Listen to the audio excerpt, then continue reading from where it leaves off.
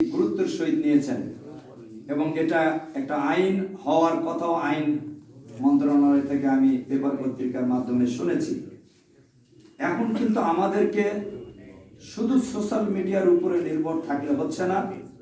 আমাদের main stream যারা media, তাদের খবরটা দেখে কিন্তু আমরা আগে শিওর হই যে আসলে ঘটনাটা সত্য কিনা। এটা মানুষও এখন কিছুটা উপলব্ধি করছে।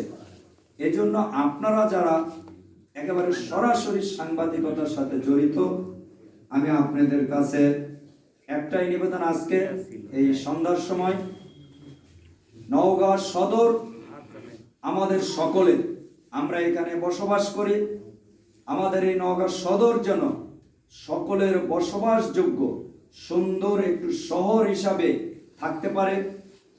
আমাদের পূর্বে যারা ছিল, আমি সবাইকে খারাপ বলতে রাজি নয়, অবশ্যই তারা অনেক কাজ করেছেন, অনেক ভালো কাজ করেছেন, হয়তো অনেক কিছু করতে পারেননি। যেগুলো করতে পারেননি সেগুলো আমাদেরকে এখন করতে হবে। সেই কাজটাকে আমি একা করতে পারবো? আসলে এটা সম্ভব নয়। এজন্য আমি চাই যে আমরা আমাদের এই প্রাণের শহর নওগাঁকে ঐক্যবদ্ধভাবে আমরা গড়ে তুলব। এখানে অনেক দল থাকবে, অনেক মত থাকবে, অনেক পথ থাকবে, অনেক আদর্শ থাকবে, আমাদের মতের বিভেদ থাকবে, কিন্তু আমরা নওগাঁ শহর মানুষের মানবতার জন্য আমরা ঐক্যবদ্ধভাবে কাজ করতে চাই।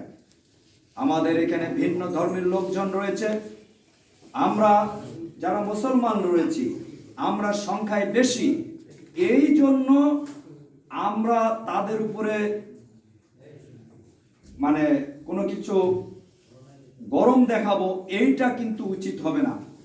বরঞ্চ যারা এখানে সংখ্যায় কম বলা হচ্ছে, আমাদের আমিরে জামাত বলেছেন যে কোনো সংখ্যালঘু বলে কোনো কিছু আমরা বলবো না, তারাও এই দেশের নাগরিক। কিন্তু আমি অনেক সময় তাদের ভিতরে ঢুকে বুঝতে পারি যে অনেক সময় তারা ভীতির মধ্যে থাকে।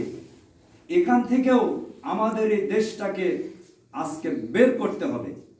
এখানে সকল ধর্মের, অন্য ধর্মের যদি একটা লোকও থাকে, সে তার মত, তার ধর্ম, তার কথা, তার আদর্শ তিনি যেন বুক উঁচিয়ে বলতে পারেন আমরা এমন একটি বাংলাদেশ গড়তে চাই।